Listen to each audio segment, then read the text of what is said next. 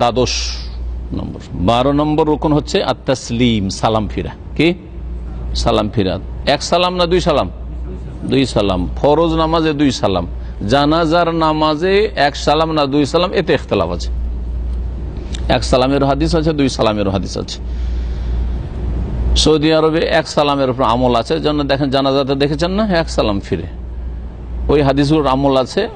আর আমাদের দেশে যাতে দুই সালাম আছে ওর উপর আমল আছে। এখানকার ওলামারা বলছেন যে জানাজার ক্ষেত্রে এক সালাম সুন্নতি তরিকা, কিন্তু হাদিস দুই রকম যেহেতু আছে, আল্লামা আলবানী বলছেন যে দুটোই জায়েজ। আর এটাই বলার ঠিক, যেখানে দুই সালাম হচ্ছে ওখানে এক সালাম করে ঝামেলা বাঁধাবেন না। নতুন নতুন আপনাদের মধ্যে কিছু লোকের ওইরকম ঝামেলা বাঁধিয়েছে। কি ওইরকম করেছে যে জানাজা পড়াইতে গিয়ে আপনাদের কোম্পানি না গিয়ে ওখানে একবারে সৌদি আরবের প্র্যাকটিক্যাল, আরে হাদিসে থাকলে তাহলে আপনাকে আলেম হইতে হবে। এই ভুলটা আপনারা করে দিয়েছেন, কিন্তু আমি তো করবো না, কারণ আমি জানছি এটারও যখন দলিল আছে তো বিরোধিতা দরকারটা কি, বুঝতে পেরেছেন? রুকুর পরে বুকে হাত বাঁধা, রুকুতে উঠে অকাট্য কোনো দলিল নেই, সুতরাং এটা একটা নতুন জিনিস ওখানে নিয়ে যাওয়া দরকারই নেই, যেখানে কোনো শক্ত দলিল নেই। কিন্তু রফায় দিন ধরেন শক্ত দলিল আছে, সুন্নত হইল, হ্যাঁ এটার চেষ্টা করেন। আমিন জোরে বলা শক্ত দলিল আছে, এটার চেষ্টা করেন, কিন্তু প্রথম দিনে এটা শুরু করতে হবে আর ঝামেলা বাঁধিয়ে দিতে, এটাও তো সুন্নতের জন্য অত বাড়াবাড়ি করার দরকার নেই। কথা বুঝতে পেরেছেন? তো হেকমত কৌশল আবশ্যক।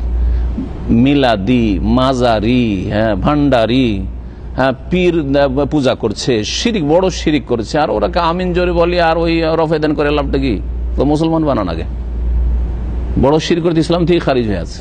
কথা বুঝতে পেরেছেন? বিদাত করে তো গুমরা হয়ে আছে এরা, মিলাদ করে আর সবাই বরাত হালুয়া রুটি খেয়ে। তো ওইগুলো ঠিক করেন আগে, যেটা বেশি ইম্পর্টেন্ট। আপনারা তো ইংলিশ বুঝছেন তাই না?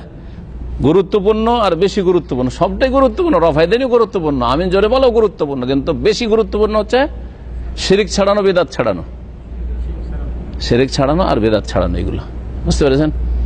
যেমন আমাদের আপনাদের শরীর মেলা রোগ থাকে, ডাক্তার কাছে আমরা যাই, একটু হাঁটুতে ব্যথাও করছে আর প্রেশারও বেড়ে আছে আর জ্বরও আছে, ডাক্তার একসাথে সবগুলোর ওষুধ নাও দিতে পারে, একটা একটা করে ঠিক করি। আপনাকে এখন ব্যথার ওষুধ দেবো না, আপনাকে জ্বরটা সারাই, কারণ জ্বরে মরে যেতে পারে বেশি জ্বর উঠলে, কথা বুঝতে পারছেন? আর প্রেশার বেড়ে গেলে আপনার হার্ট অ্যাটাক হইতে পারে, প্রেশার ওষুধটা দিই, ঠিক আছে ভালো হন আর আসেন, আপনাকে 3 মাসের ওষুধ খেতে হবে, আর আস্তে আস্তে হবে, বোঝা গেছে না?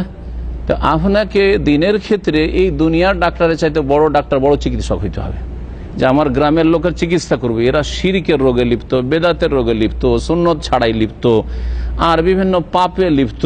হ্যাঁ, তো কোন রোগের আগে আমি ওকে ওষুধ দেব?